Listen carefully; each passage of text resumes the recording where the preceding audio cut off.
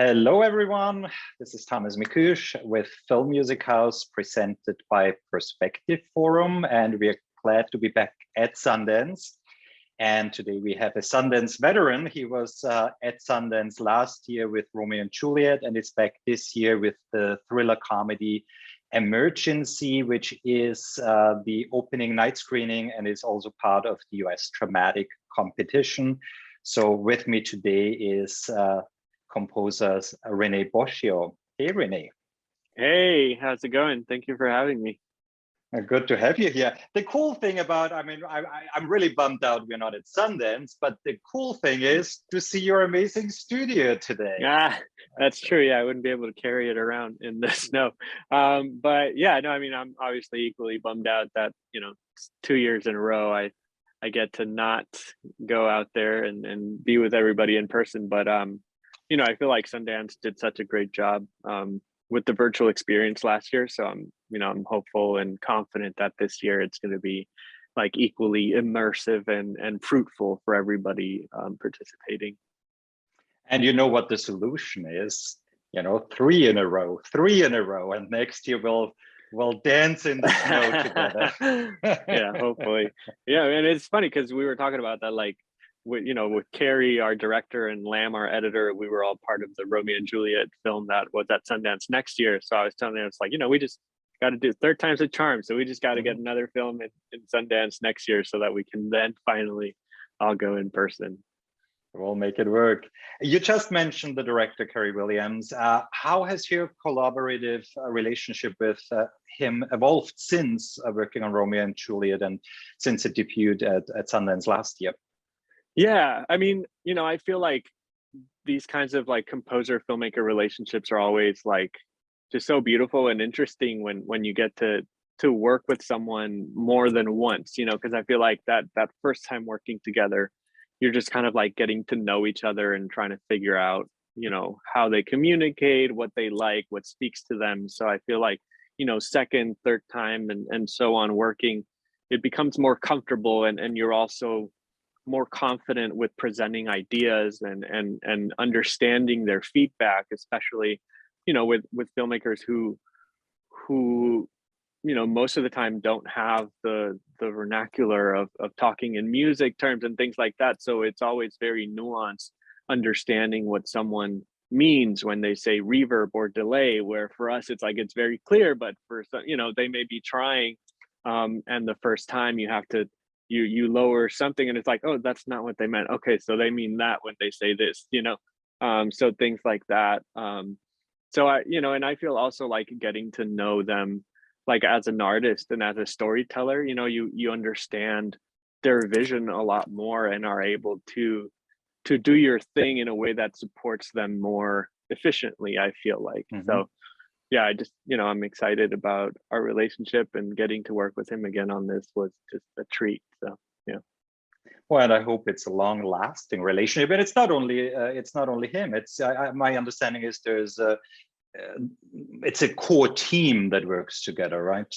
Yeah, I in this case it happened that way where like the editor was the same editor from Romeo and Juliet, and he brought me on board as well. But I know that and for yes, like the writer was also from the Emergency short film, and the DP I know he had worked with before as well. So I feel like, and that's kind of a thing. It's like as you grow as an artist, you start finding the people that you trust, that you can have that trust in communicating what you want to say with your stories and that kind of stuff. So yeah. And I for me, and that's why I'm so glad you're pointing that out, because for me, that's such a beautiful and unique thing about Sundance, where you kind of build this creative families, people you've worked with in the past, but then also people that you meet at Sundance. And I know you only had the experience on the virtual Main Street with your avatar last year, but I think that is such a beautiful thing about this, what makes that festival so specific. Yeah, and I feel like even with that virtual, the New Frontier thing, which they're doing again this year, and I'm very excited about it, it's like you get to meet people and the relationships, even though they're virtual for the most part. It's like our relationships in real life are kind of virtual for the most part as well. It's like most of the time we engage with the people we know over text, over calls, over social media. It's not often, or at least it's more so often that way than the times we get to be in person. So I feel like relationships are able to build the same way, especially like I'm pretty active with my social media. So it's like anybody that I met last year at Sundance, we're still heavily like involved in like writing each other over direct messages on Instagram, or like liking and commenting in each other's posts, and like providing that kind of like support, which I feel like is the most proactive thing you can do in building relationships. It's just really being there for the people that you meet, whether you get to work with them or not. I just think just supporting their voices. And for this year, I already looked up all the films that I want to see, and all the filmmakers that I'm already connecting with even before having seen their films, just because we share that, oh bummer we didn't get to go to Sundance experience, but hey, we're here for each other, kind of thing. It's like it's easy to break the ice and start kind of like building these relationships. I'm glad you're pointing that out also, because it really is about supporting each other, and for Sundance, but I think for our for composer careers or creative careers in general, you want to lift each other up and support each other, and we'll talk about that more later. I just want to dig into emergency now. It tackles a very, I would say, unique fear that Black people, the fear of being pulled over by police and what would happen there, and not having the benefit of a doubt that I, as a white person, probably have. Still, it's a serious matter, but it deals with it with very comedic elements. The film, without giving too much away, is very much, for me, it was about friendships, coming of age. So there's so many elements to the film, which, how do you tackle that with music? All those elements. Yeah. So it's definitely a nuanced thing, and fortunately, Carey is very savvy with using songs in his films, and so I feel like in order to represent the youthfulness and the comedic energy of the story, he relied more so in the actors' performances and the use of songs to heighten, that energy and the partying and the funny bits and all that stuff. Because he, right off the bat, when we had the first conversation, he was like, "I don't want funny music," and I was like, "Okay, cool, I agree," because I'm not a big fan of like writing funny music on things that should be fun, kind of thing. So once we got that out of the way, it's like, all right, well, let's focus on what the score should be tackling or supporting, which we then landed on, emphasizing those tense moments whenever they come up to a roadblock or have to make a decision that's going to alter the course of the rest of the night. So we, the score definitely focused more on supporting the tension, supporting the emotion, and something that ties to how I've developed this relationship with Carey is understanding that he is also very nuanced when it comes to scores, where it's like it's always very subtle. He doesn't like to hear the music or hear anything that's like too musical. He likes things to be kept very much in a supporting role underneath the surface, just providing the right amount of tension or whatever you need. So from the start, we explored using like non-musical instruments or sounds, so I used some like radiator heater sounds to create drones, or like I made this concoction of like solo cups and ping pong balls that I would then kind of like shake around and create more textures out of. And then, one of my favorite elements that ended up becoming this like tension theme throughout the film is this piece of wood, which I actually have here, with some like metal rods. And so, I used this kind of like as a percussive thing where you just kind of hit it like that. And through processing and pitching and like a lot of running it through the modular and things like that, it became this kind of like incessant thump or tension theme that like starts very strategically at one point in the film and just doesn't let up until the climax of the film, where it's like, for us, we wanted it to feel like this thing that you just couldn't get away from, no matter how hard you were trying to avoid, you know, which is very much the state of our characters, you know, where they're like very hard, like trying their best to avoid running into the police in this situation that they're kind of like thrust upon, you know. So, you know, we very much approach that. And you know, once the climax comes, there's this whole other thing where we go into more like musical thing with the vocal cue that's very hymn like, and then, but yeah. I love the instrument you just showed us, and it's interesting just by, you know, like you hitting it like 2 or 3 times. But I remember from watching the film, and there's one specific scene, you know, when I remember that, it's so intense and prevalent, and you know, I would have never thought that's what the instrument looks like. Right, and that's what we were going for, just things that, like, you know, sounds that make you feel the right thing that we're going for, but that are not like identifiable of like, oh yeah, I know what that is, you know. That kind of thing. You just, and you know, obviously we don't want to give too much away, but you talked about the hymn that you included in the score also at the end, and it's such a pivotal moment. But for me, it was the most touching because everything came together, and the character, it was really, in that split second, the character changed, and it all came together, and then again that friendship theme, it all kind of came together. So how were the conversations about that scene with Carey? Like, what kind of music to use, and what made you then decide for human voices there instead of instruments? Yeah, well, I mean, you know, Carey from the get-go kind of had this idea of using like the human voice for that. And at first I was like a little hesitant, just because, you know, as a composer, I'm thinking of like the narrative altogether and making sure the score sounds cohesive. And I was like, all right, well, should we try to use vocals earlier on in the film so that it doesn't feel, you know?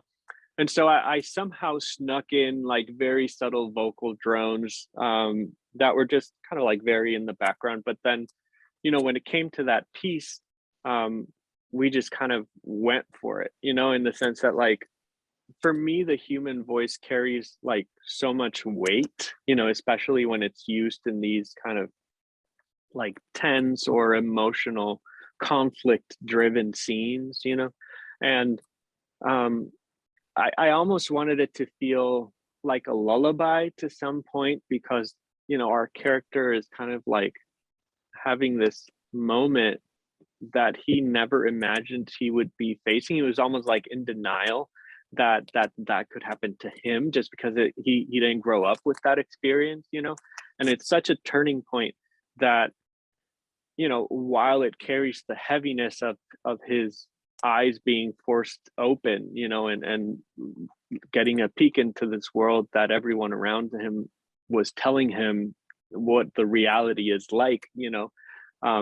So it's that heaviness of him, but also we wanted to provide the comfort in that kind of like lullaby-esque, where, you know, we get a peek into his relationship with his mother and his family early on. So I wanted, through that vocal cue, I wanted to communicate and make it feel as if they were there with him, you know, and all of his ancestors were kind of like there with him in that pain and kind of like helping him through it. And you know, from that point onward, the score just like takes a very clear shift, you know, where like we stop using that tension thing and it becomes more like piano and strings, you know, are more noticeably, and it was meant to represent this kind of like maturing, or like you were saying, like coming of age situation. But ultimately, as it progresses, this resilience that then our character has, having gone through this experience and now being equipped with that kind of love and support from his family and community, so to speak, to face life and overcome moving forward, you know, if that makes sense. Mm-hmm. You know, and I think it was a super powerful scene, but powerful music piece also, and I can wait for people to hear it. I think it's really beautiful. Thank you. Were there any obstacles kind of you had to overcome when scoring this project? Yeah, I would say the COVID-ness of it, just because of like, I was super thrilled at the beginning. I was like, oh, this time around, because we did Romeo and Juliet also during COVID, last year. And so I was kind of like, I think it was when things were kind of like seemingly calming down. So it was like, oh, cool, we'll get to at least hang out in person, and he'll come and we'll do revisions and all that kind of stuff.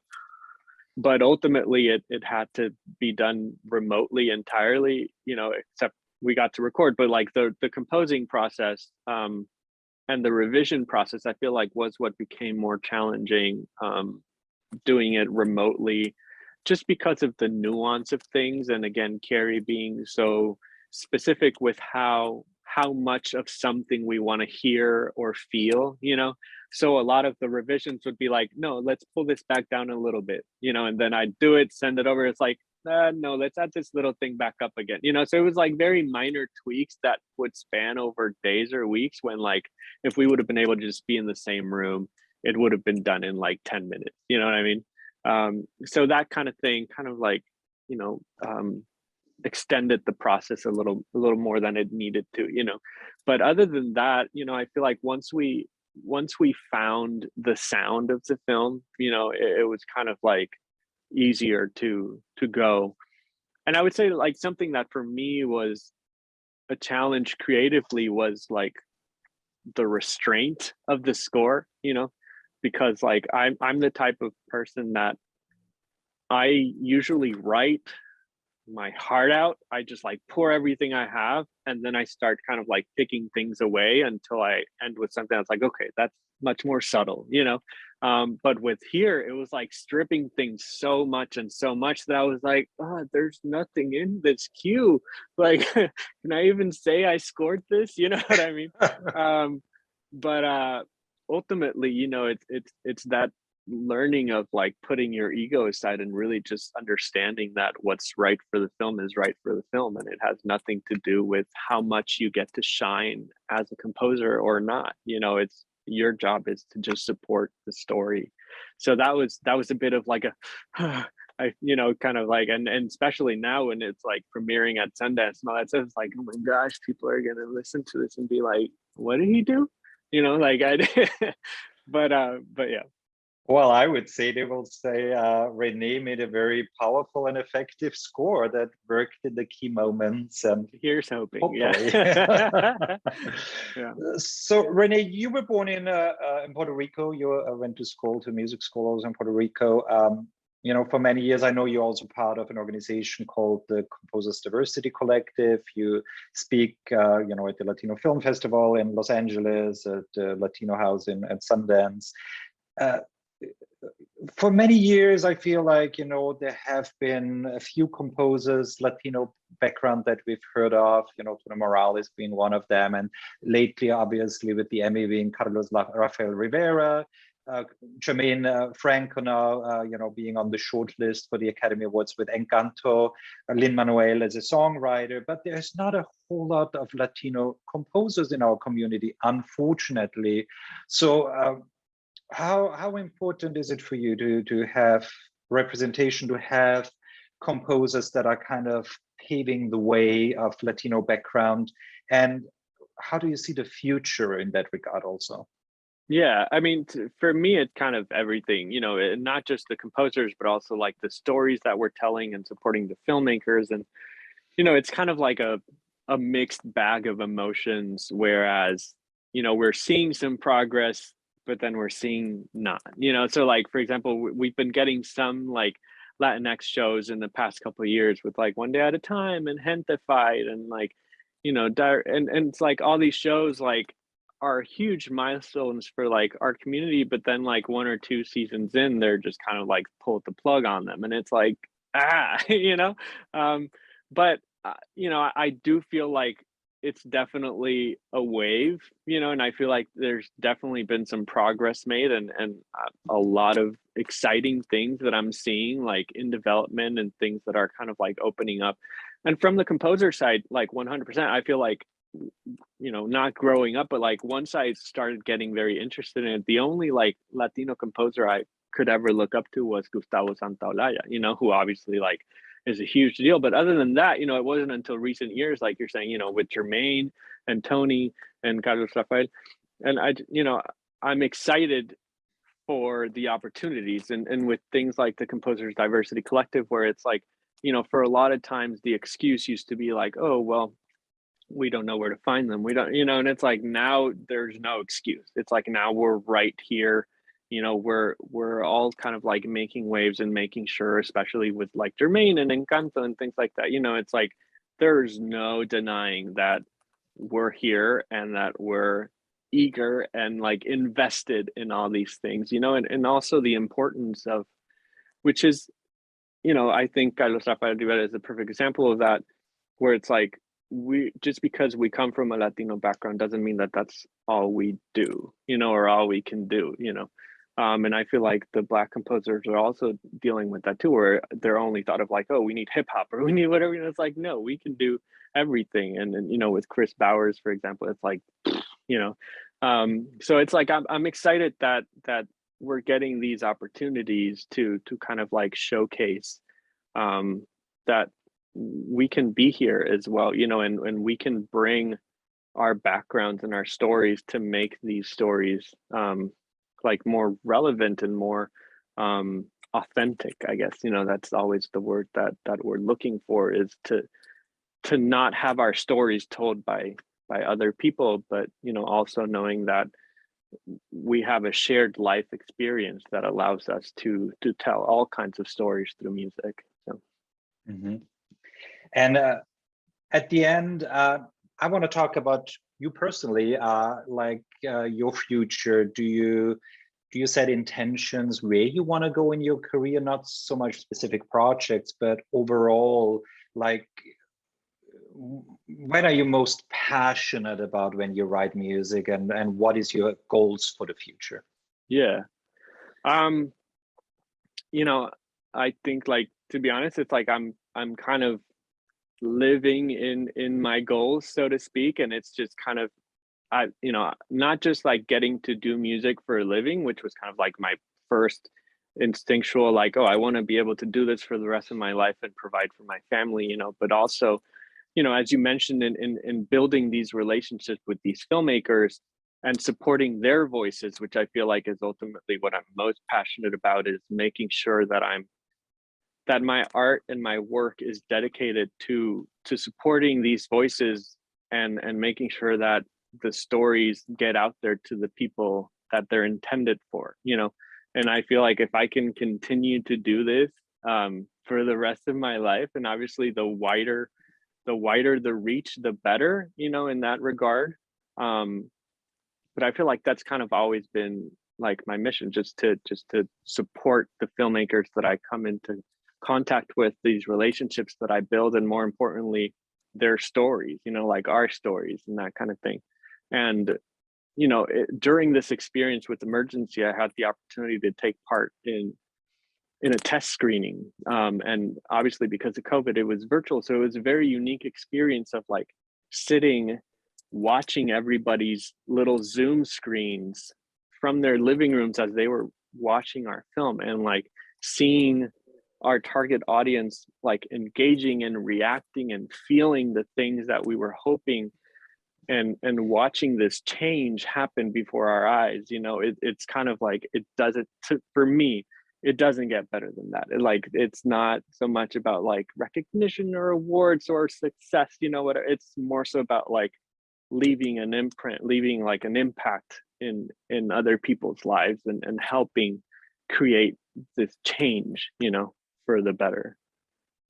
So yeah, I think there's nothing more. No, and I mean, one thing you brought up also is the shared experience. You know, it's a collaborative experience, but also the shared experience of watching together. And, you know, obviously having those little cameras, but at the end, I think we're all looking forward for the live experience to be in a movie theater with other audience members and feeling together and sharing together, and then seeing how a film, how storytelling can impact society. And I think that's what makes Sundance also so special. Right. Yeah, it's for sure like they're focused on these like social awareness stories, or bringing stories to light that are not often, you know, in the mainstream of things, you know. And I feel like that's such an important, and it's like, but Sundance has always been like my favorite festival, particularly because of that, because I feel like it focuses on the filmmakers and their stories for the most part, and that's it, you know. So I remember last year when I got into Sundance for the first time, it was like, oh my God, this this is a dream come true, you know. And then again this year, it was like, oh my God, again, you know. So like I said, I'm just thrilled for where I'm at, which it's taken a while to appreciate that, you know. I feel like as composers, we're always kind of like looking for the next thing, and it's like, oh, I'm here, but I want to be there, and that's kind of like a never-ending thing. So it's like the daily practice for me of being like, I'm here and I'm happy I'm here and I want to be here, you know. And then wherever I'm at tomorrow, I'll be there tomorrow, you know. So yeah.